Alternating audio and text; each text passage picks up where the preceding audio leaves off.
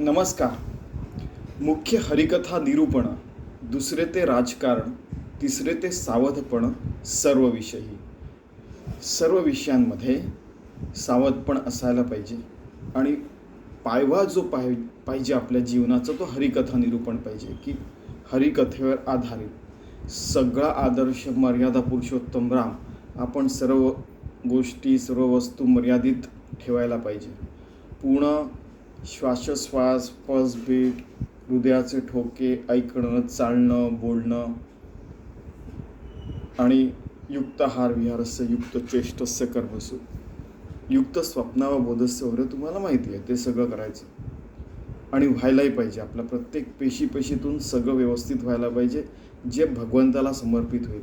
योगी होऊन भक्त होऊन विभक्त नसावे तरीच भक्त म्हणावे, असं म्हणून आपलं 24 तास भगवंताची सेवा व्हायला पाहिजे. त्याला राजकारण म्हणतात. राजकारण, राज म्हणजे काय? अनंत कोटी ब्रह्मांड नाहीत, पूर्ण जगावर राज्य करणारं कोण आहे? ती भगवंताची शक्ती आहे. राजकारण, त्या भगवंताच्या करता काम करणे, त्याला राजकारण म्हणतात.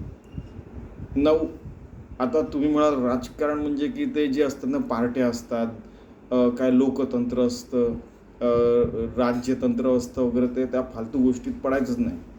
त्या बाबतीत समर्थ बोलतच नाही आहेत. एकाच वाक्यात सांगतो की स्वतःचा व्यवहार व्यवस्थित केला, राजकारण म्हणजे स्वतःचा व्यवहार व्यवस्थित केला, भगवंताला समर्पित केला,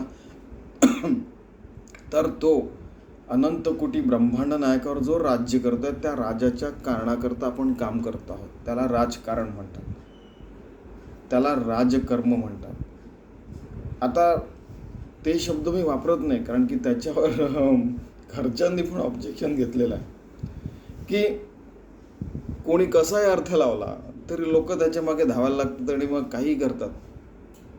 समर्थ या गोष्टींच्या विरोधात आहे. ते म्हणतात की सावध राहा रे बाबा, तुला त्या गोष्टी भगवंताकडे घेऊन जात आहेत की नाही, तू सतत त्याच्यावर विचार करून योग्य निर्णय घे. याला राजकारण म्हणतात. पहिलं काय? हरिकथा निरूपण, की पहिले भगवंताशी समर्पित व्हायचं. आपण कसं वागावं, कसं बोलावं वगैरे ते समजून घ्यावं. प्रत्येक गोष्टीचं पूर्ण निराकरण करावं.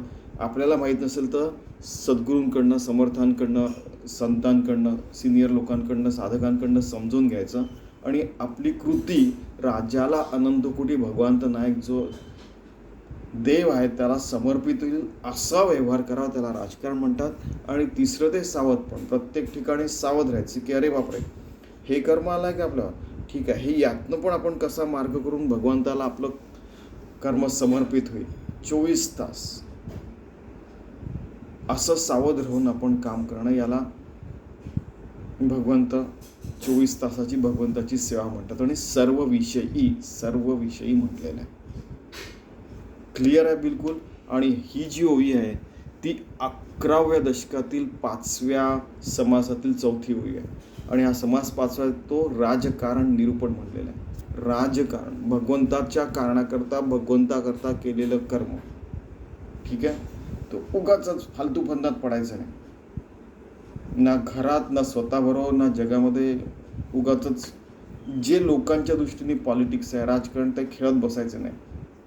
साधं जीवन, उच्च विचार आहे तसं जगायचा प्रयत्न करायचा, असं त्यांना सतत म्हणायचं आहे. सरळ की प्रत्येक कर्म, प्रत्येक श्वासाकडे, प्रत्येक ब्लिंकिंग ऑफ आय, ऐकताना, बोलताना, चालताना, जेवताना, झोपताना, घरचे कामं, ऑफिसचे कामं, अभ्यास करताना वगैरे, जे काय समर्थांनी म्हटलेलं आहे ना, रोज काहीतरी वाचावे, रोज काहीतरी लिहावे, निसामाजी काहीतरी लिहावं, अभ्यंतरे अभ्यास करावा वगैरे म्हटले.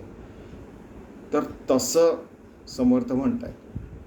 त्याचा अर्थ की भगवंताला समर्पित होईल इतकं शुद्ध आचरण, व्यवहार, सदाचरण पाहिजे आपलं, त्याला राजकारण म्हणतात.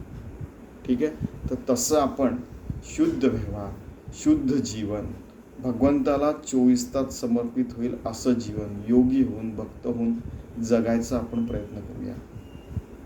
धन्यवाद.